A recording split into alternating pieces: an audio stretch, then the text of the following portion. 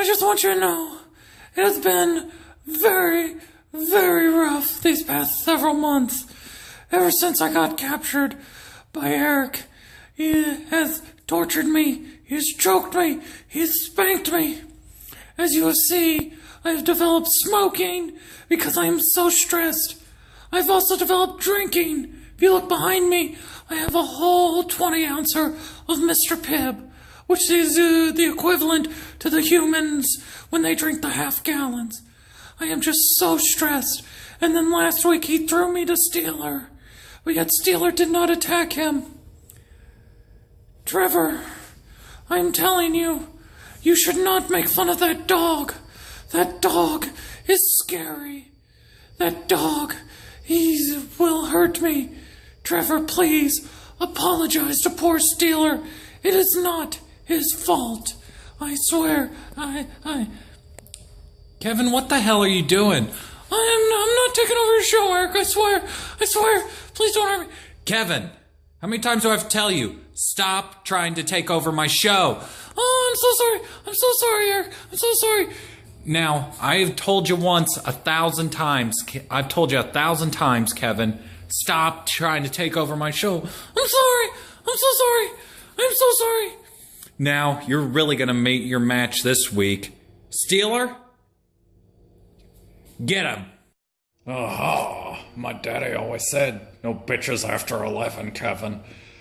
But it's 10:30, so now it's your time to be the bitch, Kevin. Oh, please help, please help, please help, please help.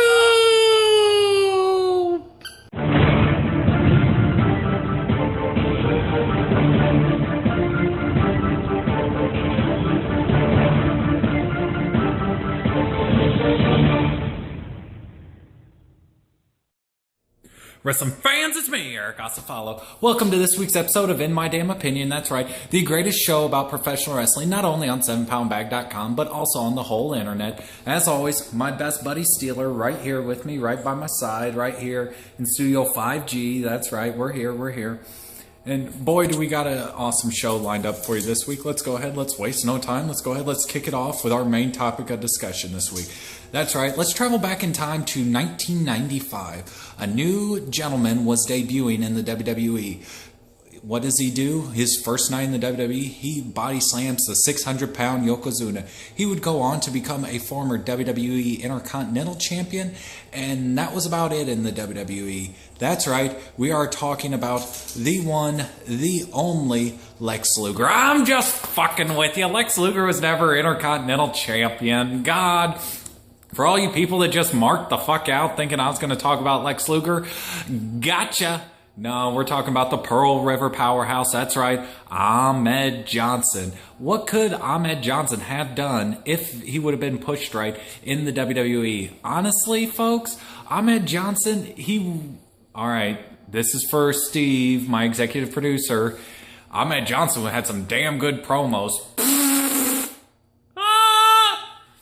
Sorry, folks, I had to laugh on that one as well because Ahmed Johnson could not cut a promo. Ahmed Johnson was decent in the ring, but I heard he was real stiff when it came to the wrestlers in the ring being in there with him. So, as a matter of fact, Ahmed Johnson he was a former Intercontinental Champion in the WWE, was beginning the run of a pretty decent push if you think about it. I mean, 1996. The last pay-per-view event of the year, he got smashed over the head by Jeff Jarrett, and then he also took a guitar shot to the head of 1996 Royal Rumble. Fast forward to WrestleMania that year, 1996. What does he do? He's in the opening six-man tag match. It's him, Vader. No, I'm sorry. I apologize. Not Vader. It's him, Jake the Snake Roberts, and Yokozuna taking on Vader and the British Bulldog and Owen Hart. So, fast forward a little bit further to the WWE King of the Ring. What happens? Ahmed Johnson defeats Goldust, becomes the new WWE Intercontinental Champion. Fast forward to, I believe it was either July or August of that year, 1996. He wins an 11-man battle royal on Monday Night Raw, becoming the new number one contender and is in line to get a WWE title shot after SummerSlam. So, hold up for a second. Ahmed Johnson's number one contender. Was he ever intended for a WWE Championship reign? My executive producer, also the man who runs Ask 7 Pound, Mr. Steve Hall, there's a question for you right there. Was there ever any plans to put the WWE Championship on Ahmed Johnson? And if so, was Vader supposed to win at SummerSlam 1996? There you go, Steve. Ask 7 Pound. There's a question for you right there. Let me know, because I really would like to know the answer to that one. So, anyways, Ahmed Johnson's #1 contender. Woohoo! Fucking awesome. Yeah, we're going to see Ahmed Johnson possibly a WWE Championship run. And what happens? He has kidney problems. That's right. Poor Ahmed Johnson has kidney problems. Goes out injury. Supposed to fight at SummerSlam defending the Intercontinental Championship against Farouk Assad, Ron Simmons, whatever the hell his name is. Gonna be a damn good match. Finally, these two are gonna go at it at SummerSlam, and Ahmed's kidneys give out. The downfall of his career starts there, folks. Ahmed goes out, has to forfeit the Intercontinental Championship. As you all know, tournament happens. Who becomes your new Intercontinental Champion? That's right, Mark Marrow. And then Triple H wins, and then Ahmed Johnson never gets another Intercontinental Championship reign. That was the downfall of Ahmed Johnson right there. Is that one little injury totally fucked Ahmed Johnson for the rest of his career. Pardon my English, French, I don't know what the hell language fuck is, but just pardon it for a moment, folks. Because Ahmed Johnson possibly could have been the first, African-American WWE champion. He had, I thought, he was a big buff guy, and you know how Vince likes them big buff guys.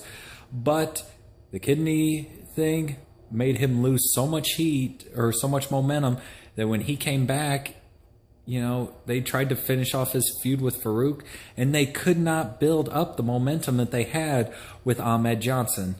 I think Ahmed Johnson, even if it was just for a transitional champion, I think Ahmed Johnson could have at least held the WWE Championship.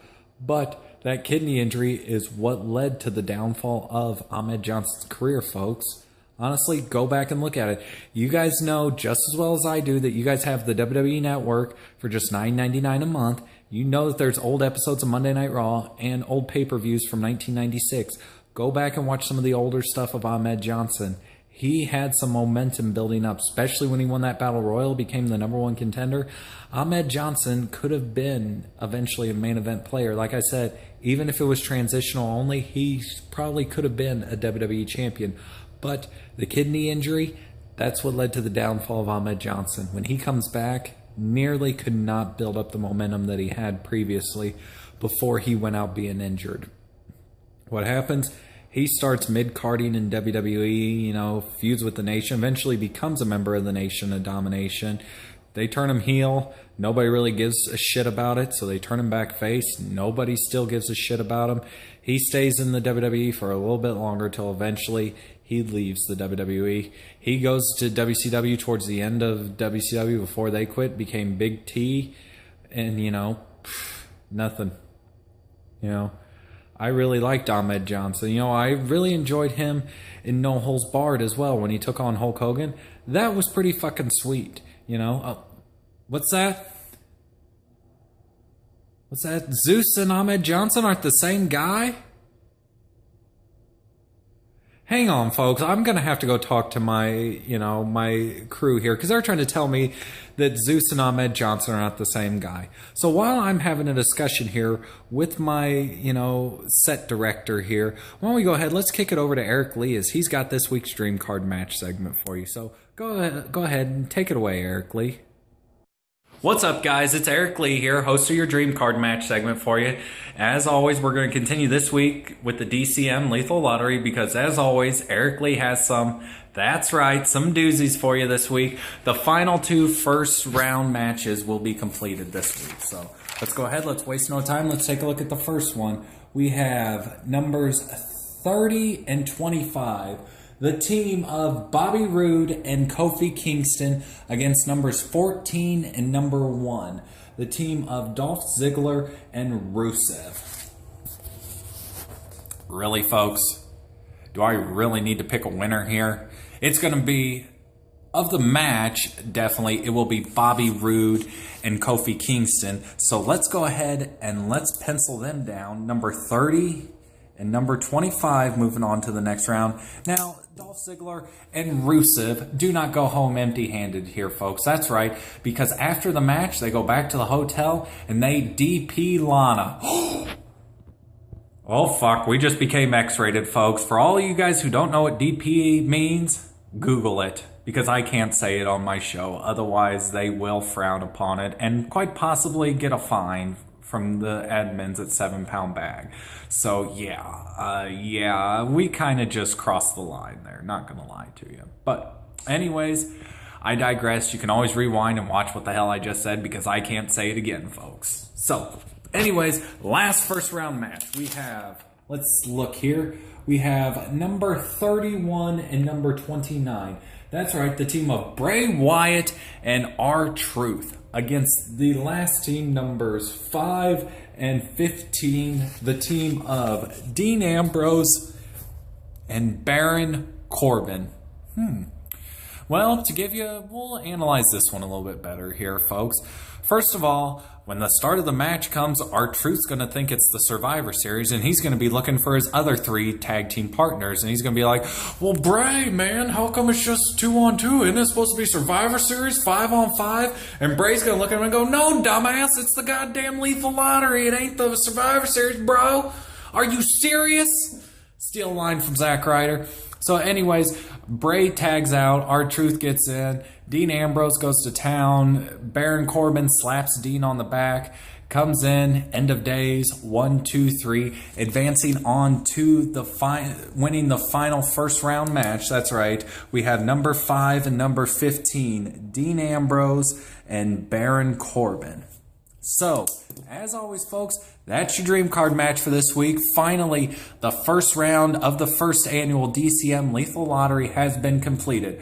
We started the fray here with 16 teams, and we are now down to 8. That's right, folks. You may not recognize these numbers, but come next week, we will kick off. We started out with 2 matches per DCM. Now we're going back to just having 1. That's right. Next week we will go ahead and we will have the first quarterfinal match of the DCM Lethal Lottery for 2016. So, once again, my name's Eric Lee, folks. Let's go ahead, let's kick it back over to my co-host, Mr. Eric Asafalo, as he's got more of his damn opinion for you. So, go ahead, take it away, Eric Asafalo. Thank you very much, Eric Lee. Man, the DCM Lethal Lottery is really heating up now that the first round's completed. I can't wait to see what he's got in store next week on the start of the quarterfinals. So, well, folks, my set producer off air while Eric Lee was filming here, you guys got to see him. I talked with my set producer, and obviously he's correct. Zeus and Ahmed Johnson are not the same guys. Who would have ever thought it? Honestly, I thought they were the same guys. Well, my mistake. If, thinking they're the same guys, if you guys Googled it, to leave comments down below like, oh, they ain't the same guys, you fucking dumbass. I apologize. I retract my statement, but does not change what I said about Ahmed Johnson. The man was a strong man in the ring. Could have learned how to cut a better promo. May not have been, shouldn't have been as stiff as a worker in the ring with the guys, but unfortunately, I think Ahmed Johnson could have been a WWE champion. Would he have been the likes of John Cena or even Shawn Michaels? Unfortunately not, no. Could he have been just maybe even a Jack Swagger? I don't think Ahmed Johnson could have been a heel as a WWE champion. They tried to work him as a heel when he went with the Nation of Domination. And they tried to make him a heel when he was with, Harlem Heat 2000. And it just didn't work, folks. Let's face it, the kidney injury is what led to the downfall of Ahmed Johnson. The man was never the same. He could never build up momentum like he did before he went out for the kidney injury. And that's just, unfortunately, that's the way the cookie crumble, folks. So, poor Ahmed Johnson. Who knows? If things had been a little different, we may have been sitting here today saying Ahmed Johnson is a WWE Hall of Famer. But right now, I don't think he even stands a chance to be in the Hall of Fame. Well, I take that back. They put Coco Beware in the Hall of Fame. They'll put anybody in the Hall of Fame. I mean, for God's sakes. Anybody can be in the Hall of Fame if they put him in. And that's my damn opinion on that. So, Well, that's about all the time we have for this week. Hope you enjoyed the show. Don't forget to like this video, leave a comment, subscribe to my channel, go back and watch all my other episodes. If you enjoy professional wrestling as much as I do, feel free to check out some of our other shows right here on 7poundbag.com, such as every Friday, our Wrestling Roundtable, myself and a panelist of professional wrestling experts will take 5 questions and we will discuss them having to do with current events or sometimes past events, but it all has to do with the world of professional wrestling. That's right, it's the Wrestling Roundtable every Friday. You got a question about stuff past or present you've always wanted to know that's happened in the world of professional wrestling or that you might think will happen? Well, go ahead and ask 7 Pound, as every Monday my executive producer, Mr. Steve Hall, will take 5 questions from you, the universe, and he will answer them having to do with the world of professional wrestling, past or present. You know, you got a question, go ahead and ask 7 Pound. Got something that's really, really hard, go ahead and give it to Steve. Steve loves to do research when it comes to questions like that. And as always, folks, once again, my name is Eric Asafalo, and that has been My Damn Opinion.